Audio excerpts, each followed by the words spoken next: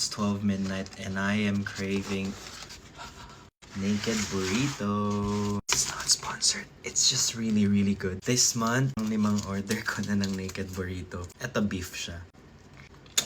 Oh! Parang siyang may taco dito sa taas. Tapos may rice sa baba. Basically, kung ano yung mga components ng burrito. And then you have this little container of sauce. It's really, really good. Aside from Filipino and Korean food, favorite ko talaga ang Tex-Mex. Pakita ko sa inyo. Yung sauce. Eat it like this.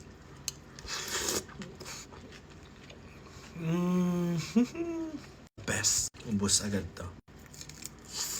I also got quesadilla. 1 hour away yung Army Navy from our place. Pagdating niya dito, midnight na. The pickled onion here makes it so much better. Yung ibabaw yung sweet sour taste niya. Food vlogger! Sorry, grabe yung filter ko ngayon. Breaking out po ako. I know, love yourself no matter what, but I don't like how I look like right now. So, tapos every time kumakain ako ng ganito kadami, intense yung guilt ko after. That's not good. Lagi ka nagigilty kapag kumakain ka. Everything should be in moderation, but also don't deprive yourself too much. I'm trying to teach that to myself.